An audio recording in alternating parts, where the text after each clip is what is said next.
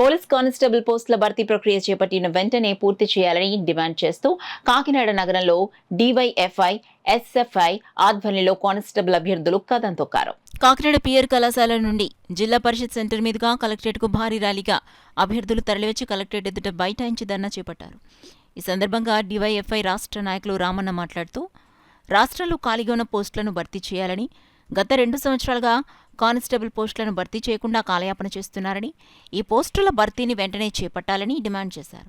కార్యక్రమంలో ఎస్ఎఫ్ఐ నాయకులు గంగా సూరిబాబు, టి రాజా, అభ్యర్థులు పవన్ కళ్యాణ్, జోగారావు, పూర్ణ, అంజీ, జయ యాదవ్, శ్రీను, భాస్కర్రావు, కళ్యాణ్ తదితరులు పాల్గొన్నారు. అర్హత సాధిస్తే ఈరోజు కుంటి సాగలు చెప్పి చివరికి నిరుద్యోగులకు రావాల్సిన ఉద్యోగాలను పక్కదారి పట్టించి ఈరోజు అన్యాయం చేసే పరిస్థితికి ఈరోజు రాష్ట్ర ప్రభుత్వం వచ్చింది.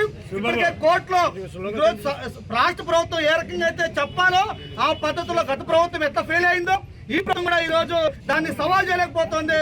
40% మంది బయట వాళ్ళకి హోంగార్డులకు ఇస్తే మా పరిస్థితి ఏంటని చెప్పి ఈ రోజు నిరుద్యోగులు ఆవేదన చేస్తా ఉన్నారు, ఆందోళన చేస్తా ఉన్నారు. రాష్ట్ర ప్రభుత్వం తక్షణమే రిజర్వేషన్లు ఆపాలి.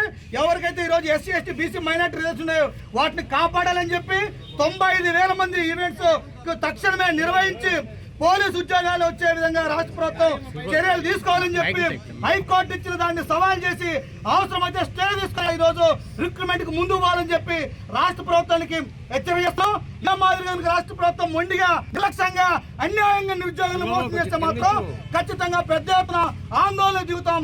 రాష్ట్ర ప్రభుత్వమే దీనికి బాధ్యత వహించాలని చెప్పి ఈ సందర్భంగా ప్రభుత్వానికి హెచ్చరిక చేస్తున్నాం.